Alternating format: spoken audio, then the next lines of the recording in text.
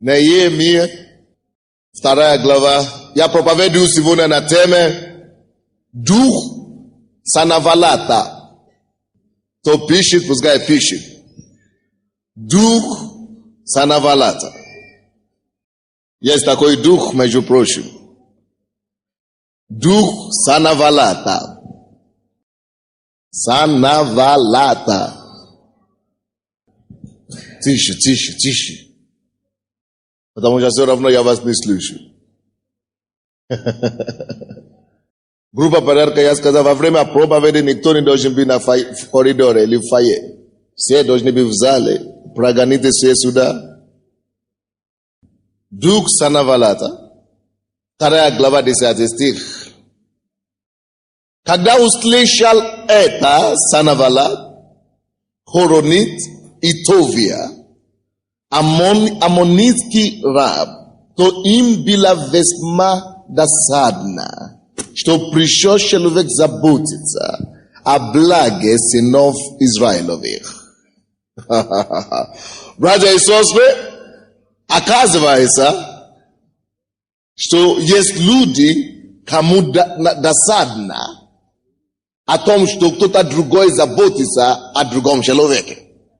То есть такой дух, который приносит уныние, который приносит огорчение, который приносит досаду в жизни и в сердце, когда они видят, что кто-то начинает заботиться, делать что-то хорошее. Может быть, вы заметили, как такой подобный дух где-то в городе или где-то в миру. Может быть, вы жили возле такого человека. Дух Салават. Как? Санавалата, да. Дух Санавалат. Это такой дух, который заставляет человека огорчаться. Расстраиваться.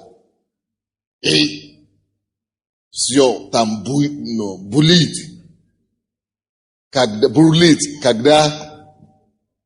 другой человек делает что-то хорошее.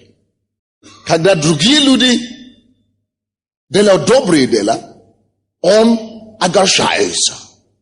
Когда другие люди двигаются вперед, ему досадно, ему плохо, и он ищет что делать, чтобы обязательно навред, чтобы это окончить. 10 стих я еще раз читаю. Когда услышал это, что они услышали? Они услышали о том, что стены иерусалимские, которые были разрушены, что Бог теперь поднимает народа. Бог теперь поднимает лидера, чтобы восстановить стены иерусалимские, чтобы теперь построить заново город, который был разрушен. Вроде бы это должна быть хорошая новость. Но для кого-то это вовсе не хорошая новость.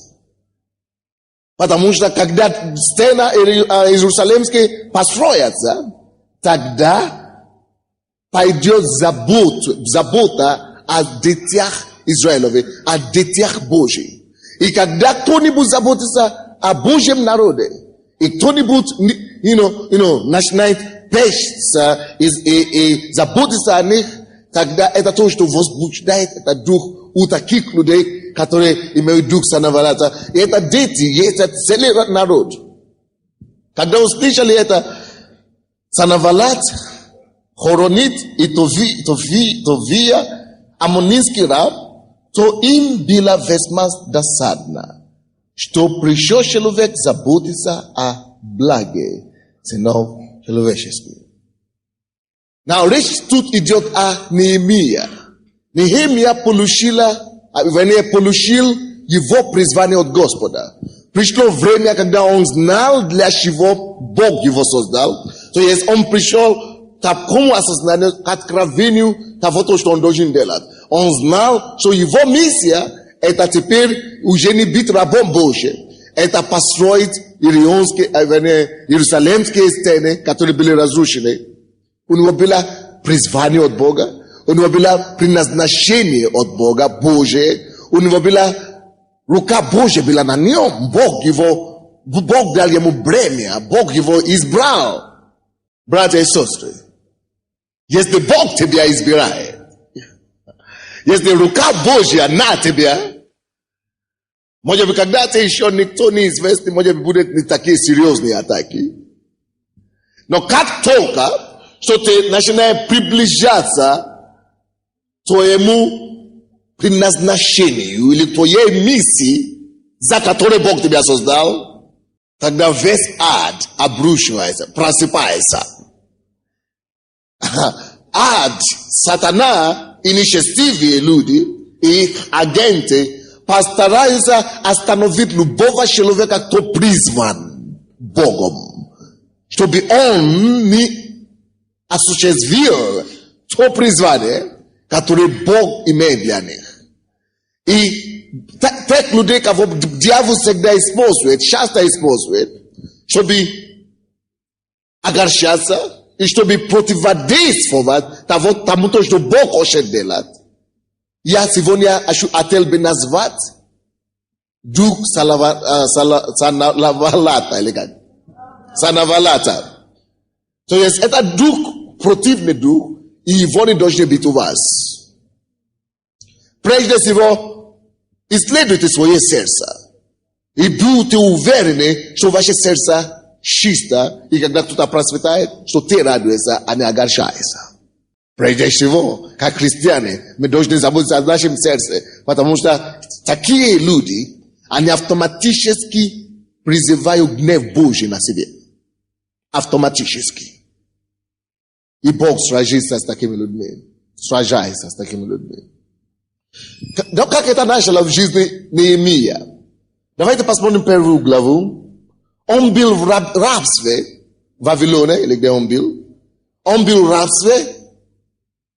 И, вы знаете, вавилонский царь был могущественный царь, и его империя была самая великая империя тогда.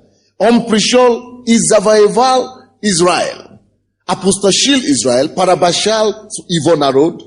И там они оставили стариков и инвалидов в израильской земле. А здоровых людей они собрали в плен. И стены и город разрушили, сжигли город. Стены разрушились. Это был красивый город Иерусалим. И давайте будем читать 2 стиха, 1 главы. И пришел Ханани, один из братьев моих. Это пишет здесь Неемия сам. Что один из его братьев, далеких родственников, пришли в Вавилон теперь. Он пришел из Иерусалима, из Израиля, навестить его в плену. Один из братьев моих, он и несколько человек из Иудеи, и спросил я их об уцелевших иудеях, которые остались от плена, и об Иерусалиме. Он был в плену, но он переживал о своей родине. То же самое, вы понимаете, что такое плен? Такая ситуация, что во время Второй мировой войны, вы помните, что советские фашисты напали на Советский Союз, допустим, не Советский Союз, скажем, Польшу. Они полностью захватили Польшу, так? Они порабощили их народ. Они вывезли людей в плен в Германию, чтобы работать на фабрике, которые здоровые. Те, которые из них, они в концлагере сажали их. Но остались все равно поляки в стране, правда? Вот, но они были как рабы, и они были под контролем фашистов все равно. Вот. И один из тех, который был там в Германии, Вавилона, он был хорошим человеком, молодым человеком Неемия. Он постоянно, это естественно, те, которые вывезли из своей родины, постоянно думают о родине, правда? Они думают, как мои родственники, как наш город, как мои родная земля и так далее. Вот Неемия был подобный человек. И он видел один человек, который приехал, и некоторых людей, которые приехали из его родины, и он спросил у них об Иерусалиме и других иудеях, о своих земляках. которые остались там.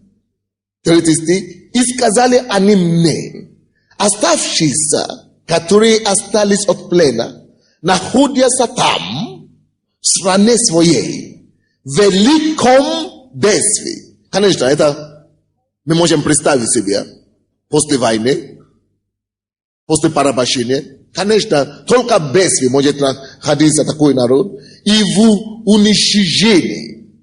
И стена Иерусалима разрушена, и ворота его сожжены огнем. Услышав эти слова, что должен делать патриот? Патриот, который был не только патриотом своей родины, он был патриотом своей родины, но он был в плену. Ужасное положение. Если он сам в плену, значит, он себя не может освободить, тем более свою страну освободить. Он был абсолютно беспомощный, но он знал что-то, что есть Бог, который называется Бог Израилев. Бог Авраама, Бог Исаака, Бог Иакова. Он знал об этом, что есть Бог на небе.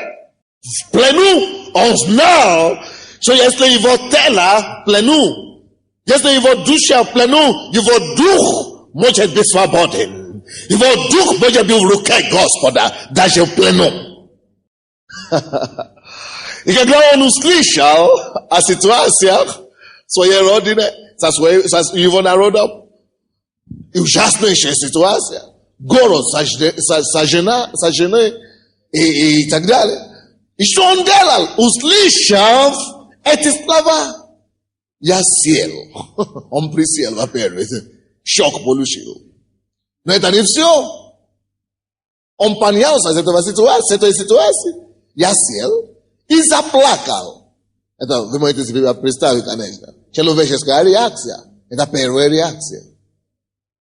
И печален был несколько дней. Но заметьте себе, что следующее. И постился, и молился перед Богом Небесным. Now, то, что он говорит, что я присел и печалился несколько дней, это не просто печали о беспомощности.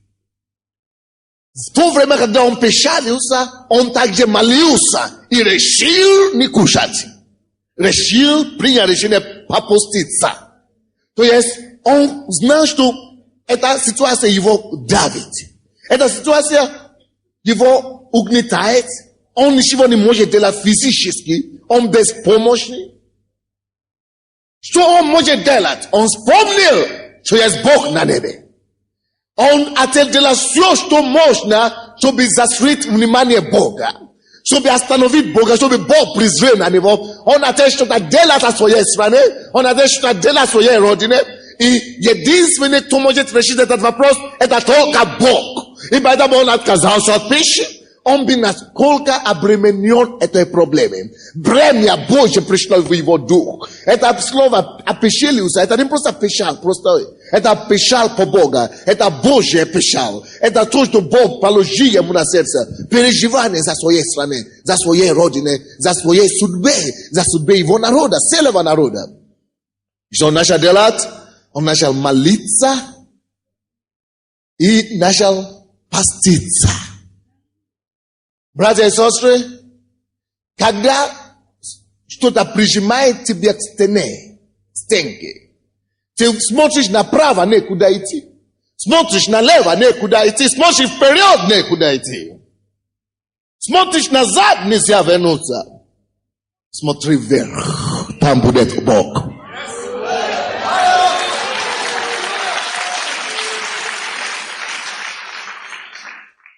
Нет невозможной и безвыходной ситуации для детей Бога.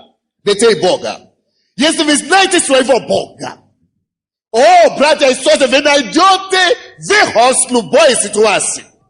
Если вы будете знать своего Бога, я говорю вам, вы найдете выход с любого обстоятельства. Если вы только будете знать, что Он сотворив все, и без него ничего не начало быть, из тех, кто что начало быть. Если только вы будете знать, что он владыка неба и земли. Если только вы будете знать, что он сотворил все видимое, луна, солнце, звезды, деревья, земля, все видимое он создал. Если вы только будете знать, что и все невидимое он создал, галактики, воздух, ангелов, все что угодно, все в его руке. Он есть Бог всемогущий. Если вы только будете это знать, тогда вы сможете знать также, что мой выход в нем, мой ответ в нем, мое решение в нем, мое чудо в нем, мое исцеление в нем, мое избавление во Христе Иисусе. Братья и сестры, если Бог не отвечает тебе, если ты находишься в ужасной ситуации, это потому что ты еще не молился достаточно. Либо потому что ты еще вообще не молился, либо потому что ты еще не молился достаточно. Может, потому что ты еще недостаточно взыскал его лицо. О, Бог, он не глухой Бог. Он не Бог, который спит. Нет, он даже не дремлет, тем более, чтобы спать. Он ощущает, чтобы ты действительно сидел, как и Неемия присел, чтобы ты рыдал от души, чтобы ты взыскал его от сердца, чтобы ты от всего своего сердца, от всего твоего создания искал его. Написано, Иеремия 29 глава, 13 стих, вы будете искать меня, вы найдете меня, когда вы будете искать меня всем сердцем вашим. То, что делал Неемия, и плакал, опечалился, воплями взывал Господу. Это не демонстрация эмоций, это не демонстрация депрессии, это не демонстрация безвыходности. Нет, как раз это выход он нашел. Когда он нашел выход, он знал, что это выход не придет в реальности, пока он не будет всем сердцем его искать Господа. Стена, некуда идти. Смотри вверх. Псалом 121. Буду смотреть на горы. Откуда приходит помощь моя? Помощь моя приходит от Господа, который сотворил небо и землю. Откуда придет помощь твоя? На кого ты смотришь? О, у меня есть Бог. У меня есть Бог, который сотворил небо и землю. На него я уповаю. На него я смотрю. И он избавит меня. Он не посрамит меня. Он не оставит меня в беде. Он избавит меня. Он поднимет меня. И он посрамит врагов моих. Важно, чтобы мы знали, с какой горы идут помощи наши. Amen. Now, сразу после этой молитвы, первой главе, сверхъестественное чудо Бог сотворил. Он нисколько дней, он не выходил на работу. Он просто сидел и молился, постился, просто взывал Господу подряд нисколько дней, потому что он был рабом. Он был пленум. Он не мог ничего иначе делать, чем искать лицо Бога. Враги были сильнее его. Первый же день, когда Неемия вышел на работу. Now, он сам не сказал царю ничего абсолютно. О том, что он слышал, и о чем он уже начал молиться несколько дней. Он ничего не сказал. Царь сам видел. Now, Бог сделал для царя невидимое, Бог сделал видимое для него. Закрытый скорбь в душе Бог явил наружу. И царь видел в нем какую-то скорбь, печаль. Это во второй главе, мы будем читать первый стих. И царь говорит ему, почему ты такой грустный сегодня? А он вообще не был грустный на самом деле. Но Бог показал царю эту нужду его, о которой он не просил у царя, он просил у Бога. Несколько дней до того. И Бог дал благорасположение ему перед царем. Давайте будем читать с 5 стиха 2 главы. Неемия, 2 глава, с 5 стиха по 8. И сказал царю: если царю благоугодно, и если в благоволении раб твой перед лицом твоим, то пошли меня в Иудею, в город, где гробы отцов моих, чтобы я обстроил его. И сказал мне царь и царица, которая сидела подле него: сколько времени продлится путь твой, и когда возвратишься? Это царь, представляете себе, у кого они находились в плену. Он был рабом этого царя. И благоугодно было царю послать меня, после того, как я назначил время. И сказал я царю: если царю благоугодно, то дал бы мне письма заречным областеначальникам, чтобы они давали мне пропуск, доколе я не дойду до Иудеи. И письмо к Асафу, хранителю царских лесов, чтобы он дал мне деревья для ворот крепости, которая при Доме Божьем, и для городской стены, и для дома, в котором был мне жить. И дал мне царь, так как благодеющая рука Бога моего была надо мной. Братья и сестры, хочу вам сказать, то единственный подвиг, который совершил Неемия, о котором мы знаем, это то, о чем здесь написано, что он построил Иерусалимские стены, восстановил. Это было, почему я говорю, это единственный подвиг? Потому что это единственный подвиг, который нужно было. У каждого человека есть определенное призвание от Бога. Now, он не был проповедником или пророком, как все. Может быть, Бог тебя призвал был инженером или кем-то. Но каждого человека Бог призвал какое-то от тебя, какое-то задание выполнить за свою жизнь, который прославит Бога. Для Неемия это восстановить Иерусалимские ворот и стены. И когда эта нужда появилась, когда все люди не знали, все остальные были в рабстве, как обычно. Но он не был равнодушным. Он знал, что это переживание не зря. Братья и сестры, один из способов, как вы будете знать свое предназначение в жизни, это судья по тех бремени, тех тяжести, молитвенности, тех переживаний, которые Бог будет допускать в ваши сердца и присылать, может быть, даже вам. Через бремя, через переживания, через эти какие-то бремя, которые будут сверхъестественно ложиться. Может быть, другие равнодушны к этой вещи. Может быть, вы слышали какой-то новости. Другие равнодушны к этому. Но у тебя бремя в этом. И через это бремя, через это печаль, через это огромное азивость, которое Бог тебе дал, относительно этой проблемы, может быть, Бог хочет тебе что-то сказать этим. Что им промоли это. Как Неемия промолил. Он взял это бремя, он присел и промолил эту нужду. И Бог услышал. И послал ему милость, благорасположение в глаза царя. Царя земли и царя небесный.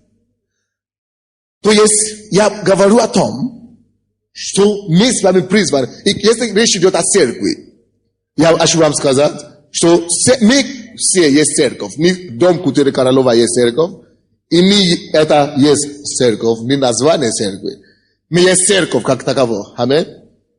Если говорится, если речь идет о церкви на Украине, я хочу вам сказать, что таким же образом есть предназначение какое-то, которое Бог поручает церкви, телу Христову здесь на Украине, задачи, которые мы должны выполнить здесь на земле.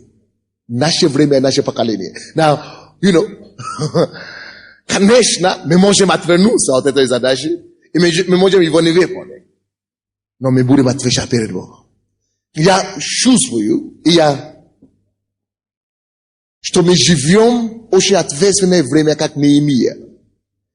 Наш народ уже был в рабстве долгое время. Братья и сестры, мы единственное поколение, я об этом говорил уже. Мы единственное поколение, единственные люди, которые будут жить в этом отрезке времени. Никто больше никогда не вернется и не будет жить в этом отрезке времени, который мы живем с вами. Кроме нас, никто не жил в коммунизме. И через 100 лет, и через 10 лет, никто не будет жить и знать, что такое коммунизм. Now, единственное поколение между коммунизмом, атеизмом в прошлом, неверие в прошлом, безбожество в прошлом, и какое бы ни будет поколение, последующее поколение, единственное, кто живет в этом промежутке времени, это мы. И то, что мы сделаем, и это то, что определит, какое будет вообще нация, и какая будет вообще поколение следующее, грядущее. Они уже не смогут это делать, потому что они не были там. Мы единственные, кто живет в этом отрезке времени. И поэтому, и в связи с этим, Бог имеет особое предназначение для церкви этого поколения. И, братья и сестры, я не здесь на Украине случайно. Я здесь, чтобы творить волю Божию, и его я совершу.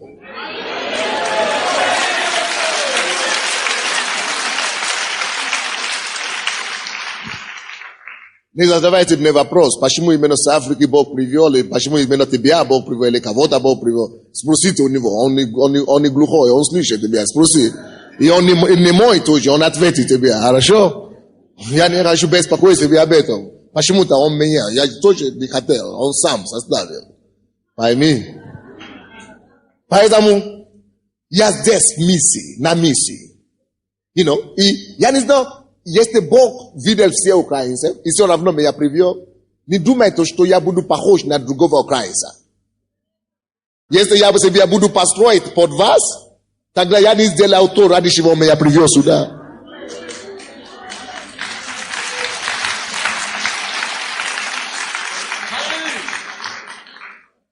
Но потому что работа его должна быть сделана и выполнена. Он меня привел, и я не скомпромиссирую это. Ни за что, Ни за что, абсолютно. И я знаю, что я один не могу ничего делать абсолютно, ноль. Но я бремя в моем сердце. Есть огонь, который горит в моем сердце, в моей душе, в моих костях. С утра до вечера. И я знаю, что реформация и пробуждение. Это есть зов Божий. Братья, я хочу вам сказать, что вы не сами привели себя в эту церковь. Бог вас привел. Это не я же вас не знал. Вы были в миру, я был где-то, но я был в церкви, но Бог вас привел сюда. Это значит, Бог создает свою команду.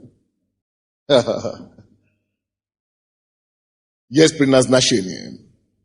И я знаю, что в этом промежутке времени, в котором мы живем, мы должны создать какую-то базу для последующего поколения. Бог ждет нас, Бог надеется на нас. Мы не подведем его.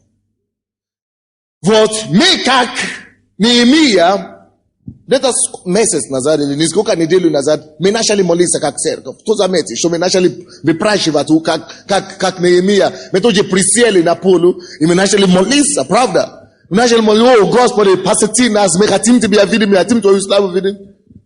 И Бог начал дать нам какие-то, благорасположения и какие-то благословения. И мы чувствуем это уже в духовном мире. Аминь. Слушай.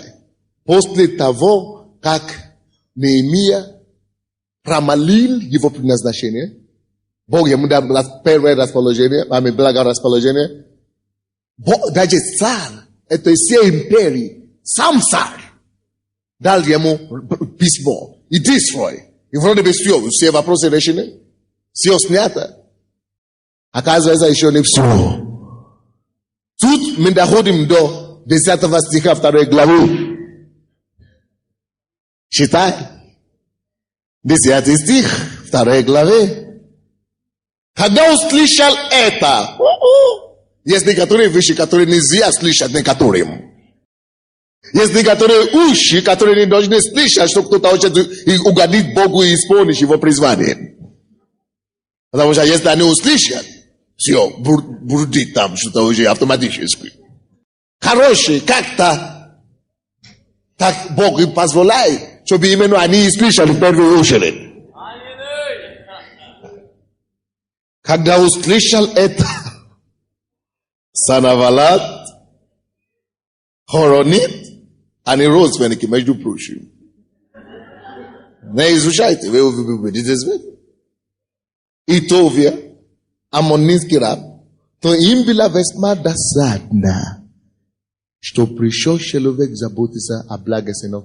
Им было досадно. По какой причине? Что пришел человек заботиться о благе Божьем народе. Слушайте, братья. Если человеку плохо и досадно, когда у кого-то другой что-то получается, если человеку плохо и досадно, что кто-то заботится о благе другом народе, это человек на самом деле, которому плохо, которому досадно, он на самом деле не свободный. Не то, что он плохой человек, он раб. Это он не свободен. Он не свободен от зависти. Он не свободен от просветания других. Он не свободен, он раб души, душевный раб. Так и написано, посмотрите в 10 стихе. Так, аммонитийский чего?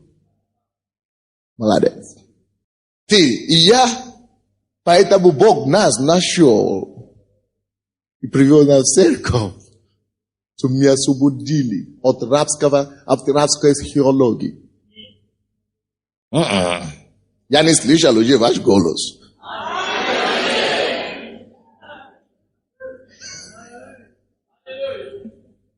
Может быть, еще и кому-то из вас еще плохо, когда у кого-то другого получается. Может быть, это еще есть кое-где в зале или кое-кого.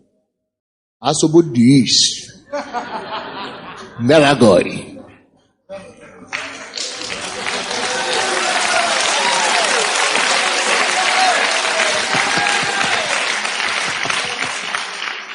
Не должно быть так.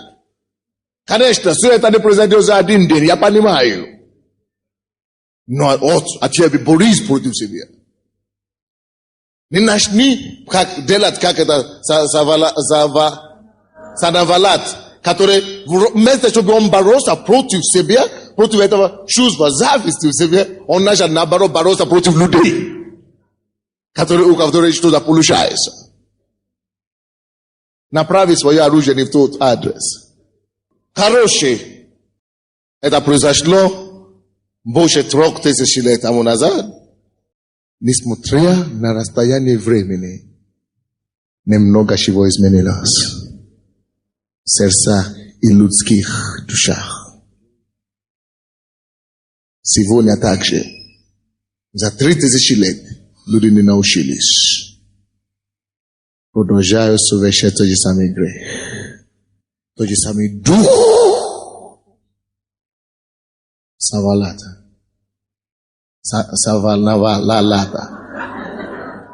Санавалата. Тот же самый дух все еще продолжает одержать людей. Держать людей. Да, дух Каина. Если мы уже с вами в церкви, если мы уже с вами во Христа Иисусе, давайте будем быть или будем свободными до конца. Давайте примем решение быть свободными навсегда. Быть свободными от плоти, от плотских вовлечений, от плотских завистей и так далее. И просто будем рабами всемогущего Бога, рабами праведности и святости. Братья и сестры, то же самое происходит сегодня. Если ты открыл в себе какое-то призвание от Бога, если ты перестал ходить по мукам, если ты перестал блуждаться, как заблудившаяся овца, Если ты пришел действительно к своему предназначению, ты нашел Бога, и ты нашел то призвание, которое Он имеет для тебя, тут же дьявол находит своего сановалата. Тут же он поднимает кого-то, может быть, даже в твоем собственном доме. Не смотри на меня так. Тут же он находит своего сановалата, чтобы тебя удручать, чтобы тебя угнетать, чтобы тебе как-то стать служить, жалом твоей плоти. Дьявол всегда найдет своего сановалата. Hello? Не брось твое призвание из-за сановалата. Не брось твое предназначение из-за какого-то сановалата. Противостой сановалату в твоей жизни. Противостой всякого сановалата, который пытается остановить твое призвание, осуществиться. Противостой, стань против. Не покорись таким духом. Отгони их от себя.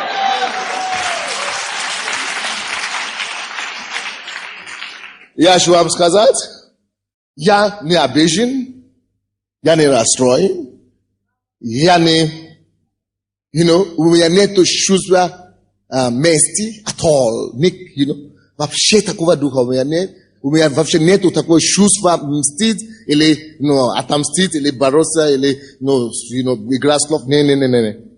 Но я должен вам сказать истину, потому что мне одно тело, и мы призваны к общему заданию, к общей работе. Now, мы только что раскрыли себя, наше главное призвание, то, к чему Бог призывает нас как церковь, не только как одна церковь, слово веры, не. Как церковь, как часть тела Христа. Я не знал, почему Бог тянул нас таким. Но у нас есть определенное место в теле Христа в этой стране. Есть определенное место для церкви слова веры в теле Христа на Украине. И для каждой церкви есть определенное место. Now, мы должны исполнить свою роль. Если мы не исполним свою роль, никто не исполнит за нас. Другие не смогут исполнить свою роль. Now, мы с вами только что обнаружили свое призвание. Бог призвал нас, и Бог дал нам, благорасположение, как Он дал Неемии. И тут же, дьявол нашел сановалата, чтобы противодействовать, и чтобы остановить то, что Бог делает. Hello? Мы не в шоке из-за этого. Нет, абсолютно. Я не в шоке, я не в замешательстве, абсолютно. No. Нет. Я не в замешательстве. At all. И мы не в страхе. Абсолютно. Мы не в страхе. Абсолютно. No. Мы понимаем, что в чем речь. О чем речь. Мы понимаем, что происходит. Мы слишком много знаем о Боге. Мы слишком долго ходим с Ним. Мы слишком глубоко копались в это слово. Так что мы не раздражаемся на людей. Мы не обижаемся на людей. И мы просто принимаем это все духовно. Аминь. О чем я говорю, братья? Бог призвал нас евангелизировать Украину. И Бог сказал нам послать миссионеров во все точки земного шара, но начиная с Украины. Бог также сказал нам с этого года, что Бог умер, Иисус Христос умер не только для простых людей украинцев. Он умер для всех, от президента до депутата. И мы взяли на себе вызов евангелизировать всех. И дьявол взбесился. Именно это слово. И дьявол взбесился просто. Все. Он хотел остановить. Но это норма. Кто узнает из вас, когда Иисус, Спаситель мира, родился, чтобы спасти мир. Что случилось? Откройте Евангелие от Матфея. Когда Иисус пришел, чтобы выполнить свое также предназначение, как мы сейчас открыли себе также свое предназначение. Вы думали, что дьявол спал? Я не думал так. Я думал, что он нашел другого сановалета. 2 глава, 16 стих. От Матфея 2:16. Кто-нибудь нашел? Duch sanawalata jest to, że samy duch. Один дух под разным именам. По-разному называется, но тот же самый дух. Давайте будем читать 2 глава 16 стих. Тогда Ирод, увидев себя осмеянным вахвами, весьма разгневался и послал избить всех младенцев в Вифлееме и во всех пределах его, от 2 лет и ниже, по времени, которое выведал от волхвов. Вы знаете, о чем речь идет? Иисус Христос родился, и эти волхвы были у царя Ирода и сказали ему, что родился Спаситель мира, царь Иудеи. А Ирод сказал, как это? Иудеи находятся под моей империей. Как это какой-то царь родился им? Спаситель какого-то мира еще. И меня он пришел спасти. Какой спаситель? Я его скорее всего убью, чем он скорее раньше, чем он успеет кого-то спасти. Я его вообще уничтожу. Да. Потому что дух зависти у него был укоренен до глубины. Все. И некуда глубже. Из-за того, что он хотел убить одного Иисуса, ему Иисусу тогда было полгода, он сказал убить вообще всех детей новорожденного с этого первого дня до 2 лет. Всех детей, мальчиков в этой области, всех вообще убить из-за того, только чтобы убить одного из этого самого. Он забил дьявол, это Ирод забил, что есть Бог на небе, что Бог что спит. Да, кажется, что Бог ничего не делает, допускай.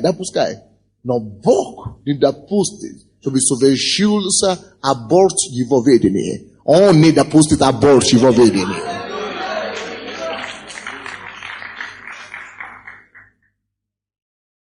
И Бог, конечно, знает, как защищать своего народа. Бог знает, как защищать свое ведение. Бог знает, как защищать того, кого Он избрал. Алло! Не важно, кто слышит меня, и не важно, кто здесь присутствует.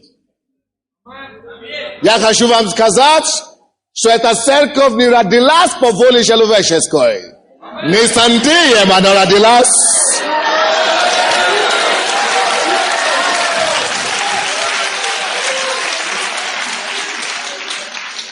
Она родилась по воле того, кто создал вас.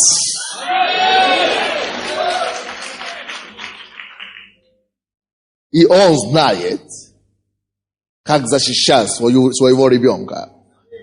Иисус не родился по воле Иосифа или Марии. Они бы не знали, куда деться. Но Иисус родился по воле Отца Небесного, который создал Ирода самого. Библия говорит, что праведник, он смел как лев. Я чувствую это на себе сейчас. Бог опередил Ирода. Он вывел Иисуса до его убийства. До его жестокого кровопролития и убийства детей. Он убивал невинных детей. Тысячи из них. Убивал всех. И матери стали, начали плакать и рыдать. Но Иисуса, кого он хотел убить, из-за которого он убил тысячи, остался жив. Библия говорит, никто не может идти против вражня.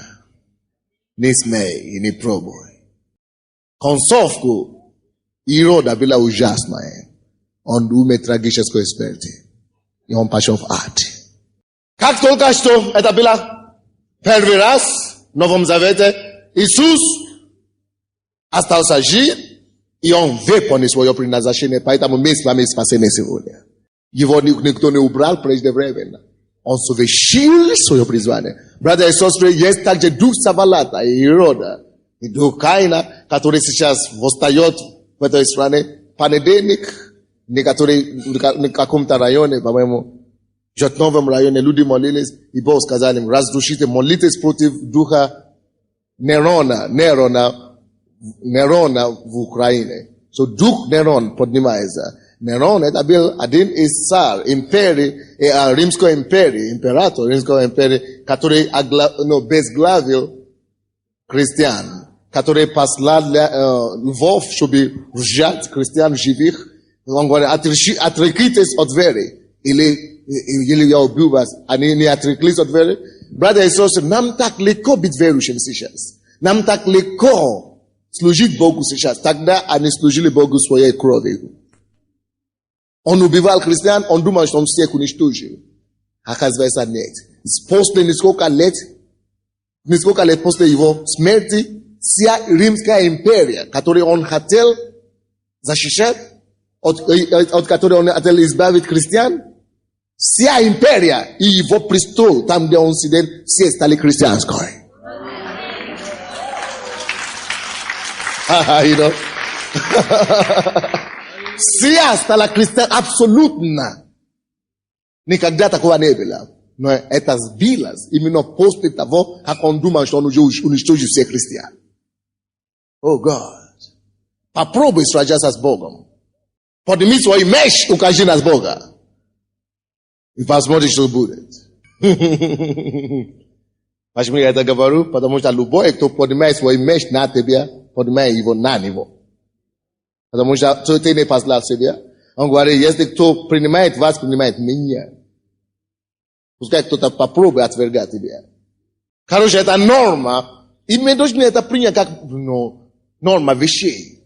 Но чтобы не случилось трагедии, я вам докажу, чтобы не случилось то, что случилось во время... Допустим, то, что случилось во время Нерона, это было общее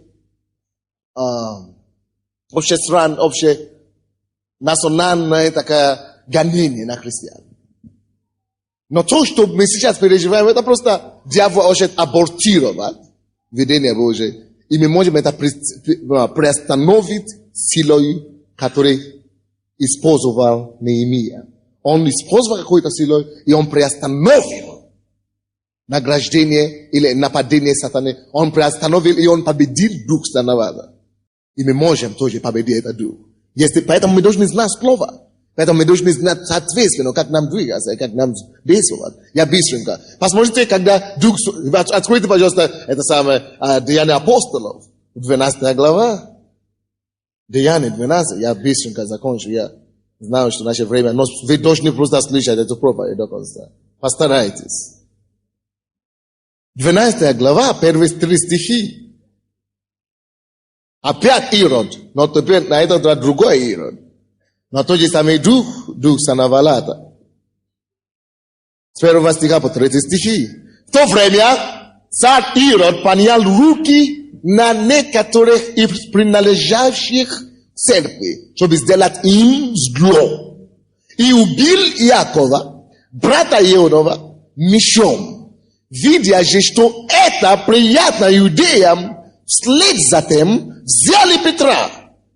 Когда били дни опресников.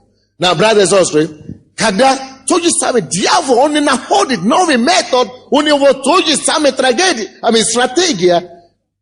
Всякий раз, когда Бог собирается что-то делать могущественное, дьявол поднимает духа Санавалата, чтобы делать еще что-то двойное хуже.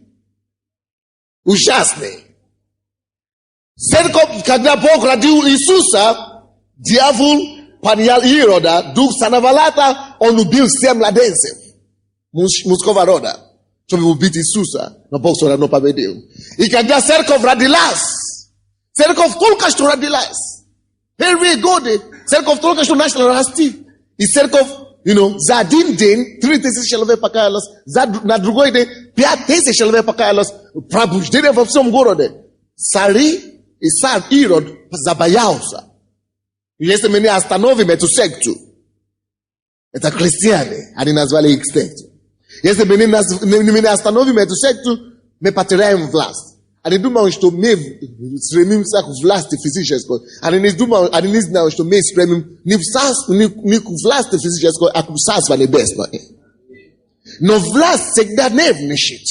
И тогда власть не внешила.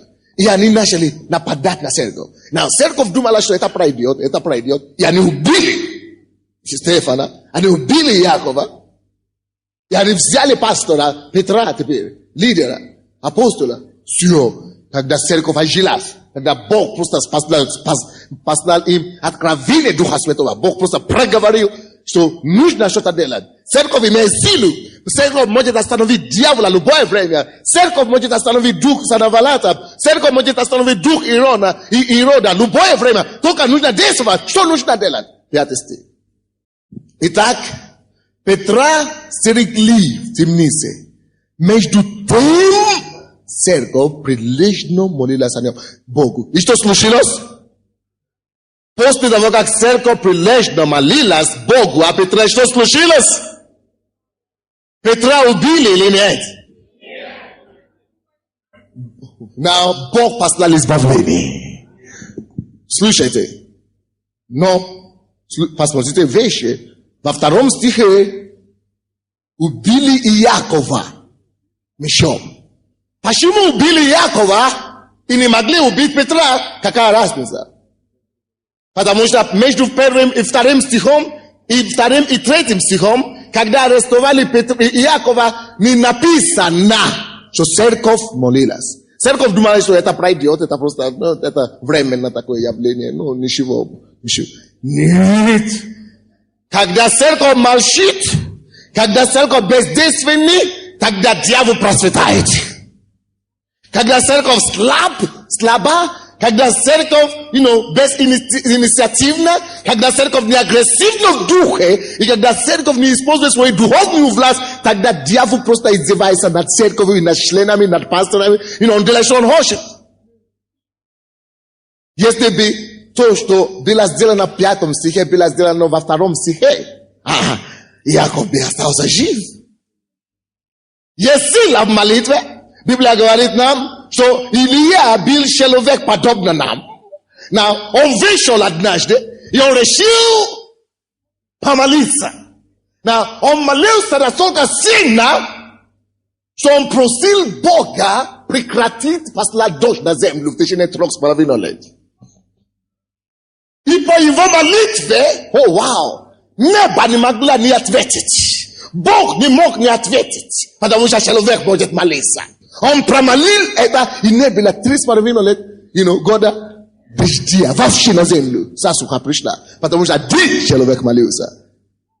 Есть сила, огромнейшая сила в ей молитве, как святой. Библия говорит нам, и много может усиленная молитва праведного. Нас много сегодня как праведного. И когда мы молимся, мы определяем историю и судьбу нашего народа. Неемия молился, и Бог восстановил Иерусалимские стены. Церковь не молилась, и Ирод преодолевал над церковью. Та же самая церковь, в том же самом городе, в то же самое время начала молиться. И Бог освободил Петра от руки того же самого Ирода. Какая разница? Только что того убили, сегодня не могли убить, была промежутка молитва церкви усиленная.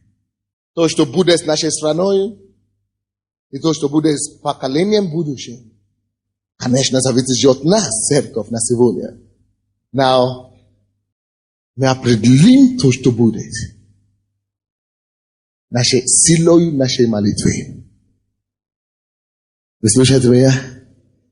Силою нашей молитвы. Если бессилие молитвы, без, жизненная молитвенная жизнь, дьявол, он сначала выгонит пастора Санды, потом он возьмет пастора Виктора, потом пастора Генри или кого-то еще, и он просто посрамит церковь.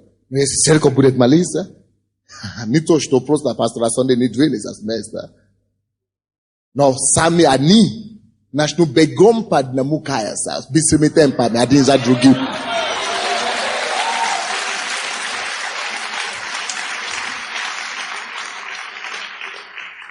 Поэтому что мы решили делать? В каждом районе Есть молитвенная группа, с утра, 6 утра. И здесь открыть комната 6 утра, до ночи, до 6 утра. Ну, круглосуточно. И в каждом районе, близ вашего дома, есть молитвенные, есть дома, где люди молятся целый день. Поэтому вы звоните в свою домашнюю группу, звоните в свой координатор, и посмотрите, где в моем районе молятся, где квартира, где молятся, и присоединился. Если ты можешь молиться сейчас, приходи на час, молись, иди домой. Или ты можешь на 6 часов, приходи, молись 6 часов, иди, молись домой. Другие продолжают молиться, и вы увидите, что будет. Посмотрите, что будет. Это будет такое пробуждение, что стадион Динамо будет слишком маленький для нас. Даже центральный стадион.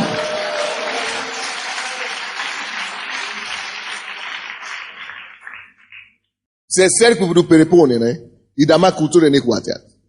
Аминь. Аллилуйя. 1 послание Коринфянам, 16 глава, быстренько. 1 Коринфянам 16.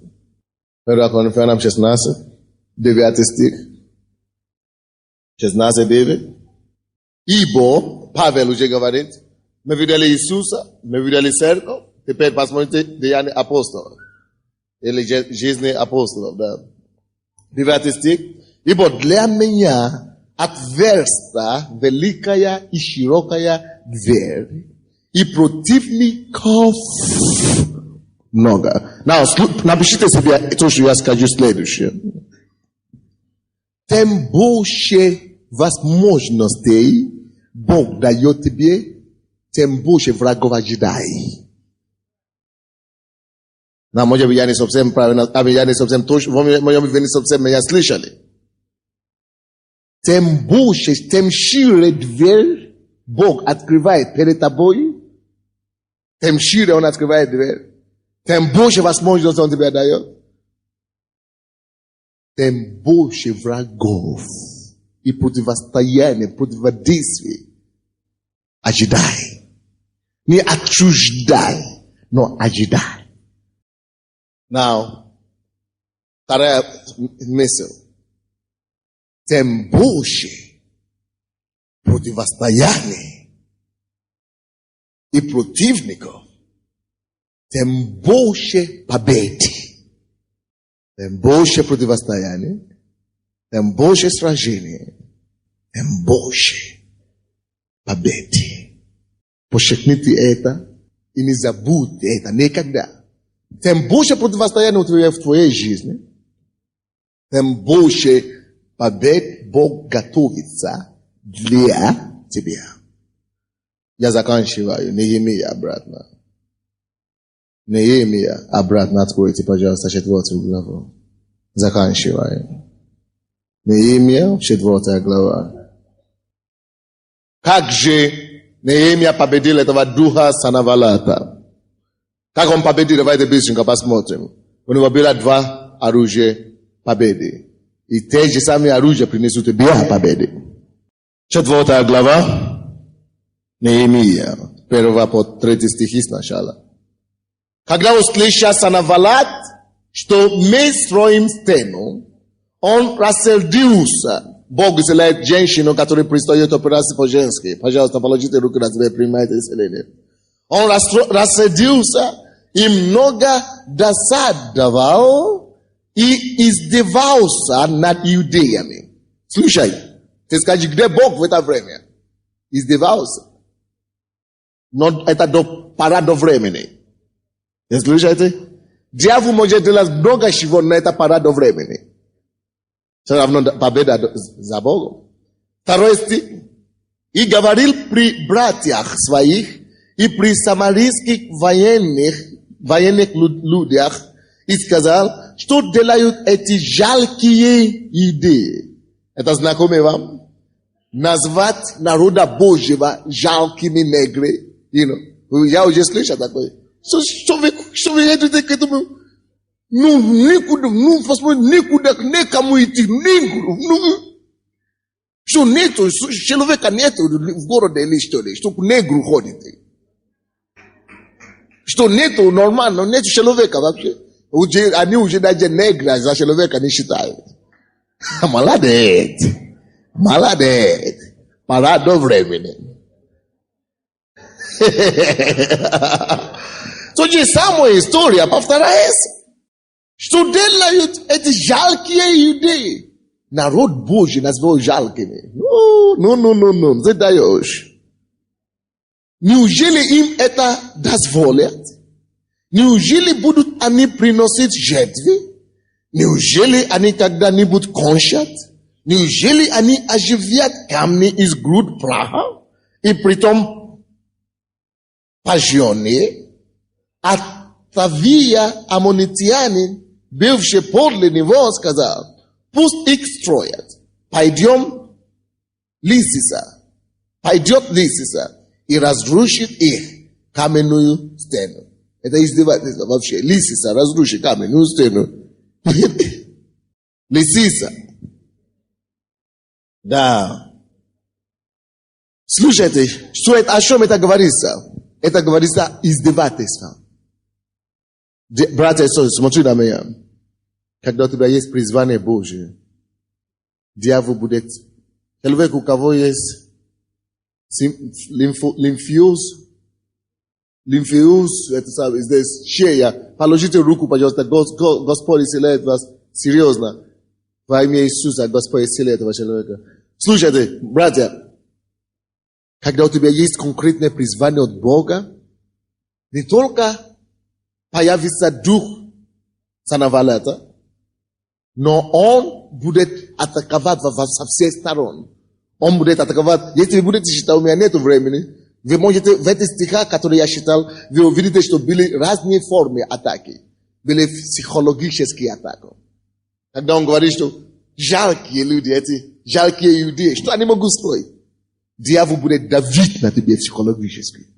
Через твои мысли, через твои головы, чтобы ты сомневался в могуществе твоего Бога. Но будь подготовлен для этого. И на нас сейчас дьявол давит физически, психологически. Кто-то сказал: найдите компроматы на пастора. Распустите слухи, что он не пастор, он бизнесмен, он зарабатывает деньги. Я никогда не занимался бизнесом в своей жизни. И не буду. Пускай дьявол говорит, что он хочет. Психологически мы готовы принять его удары. И будут физические атаки тоже. Потому что они хотели пойти и побить их, уничтожить их. И на меня тоже есть физические. Поэтому если вы видите, что я не буду принимать людей, я не хочу, чтобы много людей скопились возле меня. Потому что ты не знаешь, кто есть кто. Ты думаешь, что все хорошие, как ты, оказывается, что ты обманываешь. И знаете, против физических, против духовных сражений ты должен идти духовным способом. Потому что если ты хочешь идти против духа физическими руками, ты не видишь духа. Он тебя будет бить, и говорит: где он находится? Поэтому только против духов надо только идти духовно. И против психологических атак надо идти против через Слово Божие. А против физических атак тебе надо идти физически. Если ты говоришь, что меня бил, меня отец бить или побить, я буду молиться. Глупец, читай Библию.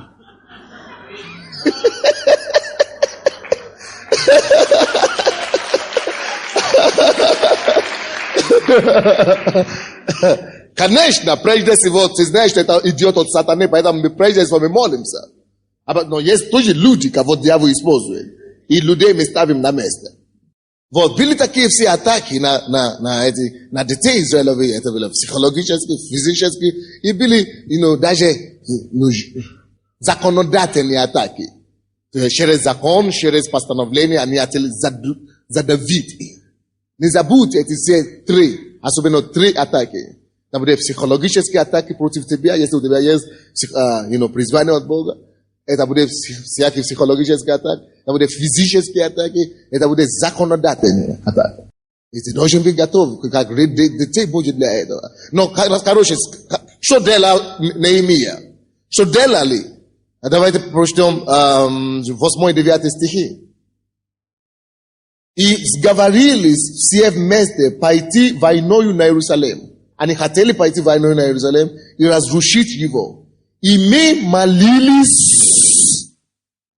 молились Богу нашему И ставили против них стражу днем и ночью для спасения от них. Молились и ставили чего? Стражу. Кто-то мне спросил, почему, пастор, почему у вас есть телохранители? Почему у вас телохранители есть, что Бог не может защищать вас? Я говорю, Бог делает свою работу, я делаю свою работу. Бог учит нас быть разумными и мудрыми. Да? В истоке всякий атак лежит дьявол. И мы идем против дьявола в духовном мире. Поэтому мы молимся. Поэтому мы воспринимаем духов злобы поднебесной. Но есть люди, хулиганы, есть люди, которые не послушны Богу. Библия говорит, что будьте осторожны с теми, которые внешними, потому что не у всех есть вера. И здесь то же самое. Они молились, и что делали дальше? Конечно. Они ставили стражу днем и ночью, чтобы спасаться от физических атак. Так что читай Библию хорошо, дорогой. Иисус сам, когда его, несколько раз, его время еще не пришло, он знает, что нет, это еще не мое время. Они пришли его взять, он убежал потихоньку оттуда. Он уходил. Он уходил. Бог сам его вывел. Он говорит, дьявол идет сейчас, и у меня ничего общего с ним нету. Давайте пойдем отсюда. Он не сказал, я герой, я сын Божий. Пускай побьют, не буду чувствовать. Не. Да, есть иногда, когда Бог будет позволить такое, чтобы они что-то делали, ты не будешь чувствовать. Когда Бог знает, что ты сам не можешь принимать никакой шаги, охраны физические, поэтому Бог просто даст сверхъестественное. Аминь. Первое, что нам надо делать, молиться и быть бдительными. Что это значит? Если на нас атакуют как церковь, мы молимся прежде всего. Во-вторых, что мы делаем, мы ходим по инстанциям. Мы говорим за себя, мы защищаем себя, мы говорим, посмотрите, что мы делаем. За что вы гоните нас? Пускай ваша совесть мучит вас за то, что мы вылечиваем наркоманов, за то, что мы алкоголиков освобождаем. За что вы гоните нас? Мы пойдем в ООН, мы пойдем в международные органы, мы скажем всем повсюду, чтобы вы знали.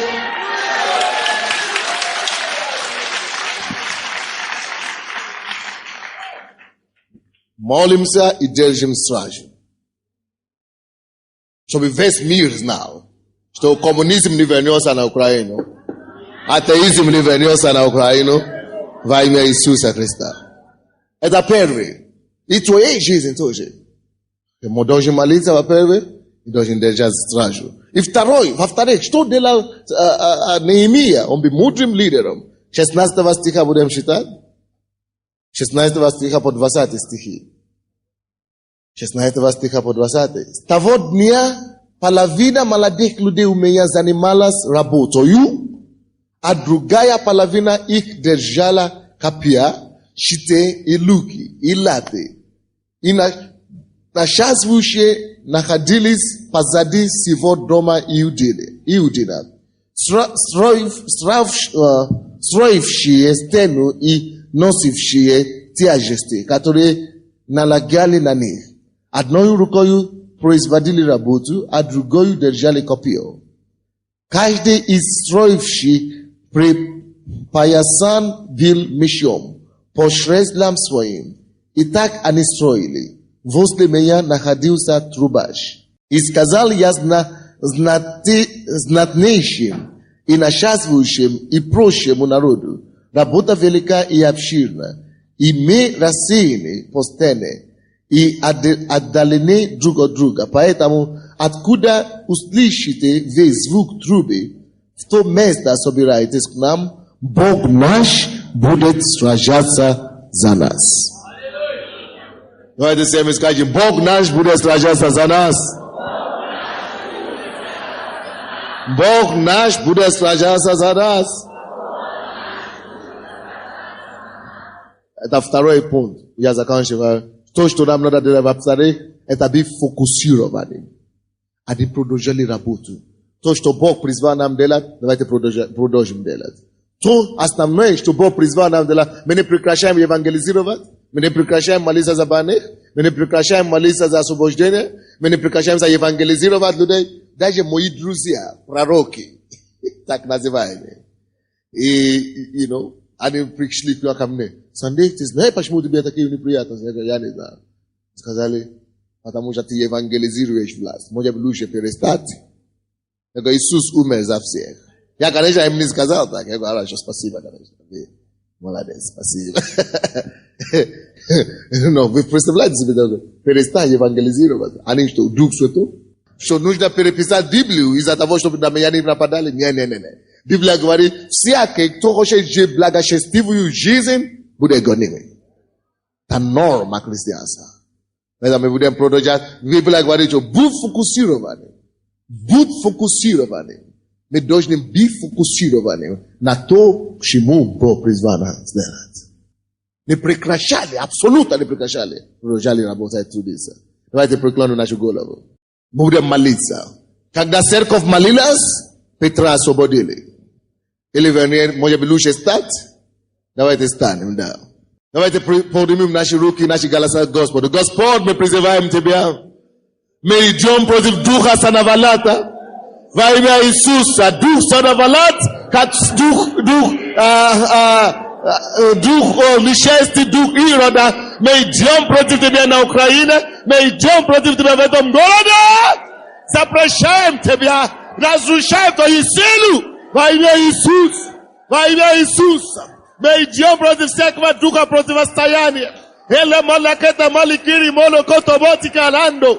И Господь во имя Иисуса. Мы призываем Тебя, Господь, чтобы Ты явил Твое чудо, чтобы Ты явил Твое знамение, так как Ты явил Твое чудо над Израилем, для Неемии. Мы просим Тебя, яви Твое чудо для нас. Помоги нам, Боже. Помоги Твою церковь, Боже. Дай нам исполнить Твое призвание. Так как Ты пришел на помощь Неемии, приди нам на помощь, Господь, во имя Иисуса. Мы разрушаем духа народа над Украиной. Во имя Иисуса. Дух народ, мы разрушаем Тебя. Мы выгоняем Тебя вон с Украины, вон с нашей земли, вон с нашей страны. Во имя Иисуса. Мы идем против духа Санавалата. Мы идем против гонений. Мы идем против всякой нечисти, препятствующей сил. Прекратите ваши действия. Прекратите ваши разрушительные действия. Во имя Иисуса. Противостоим дьяволу. Убеги от нас. Мы призываем пробуждение.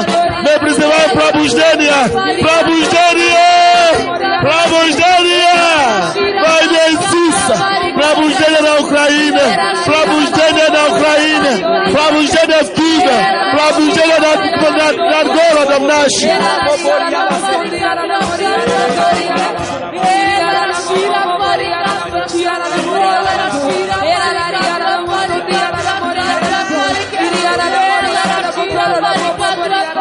Мы призываем реформация на Украине. Именем Иисус.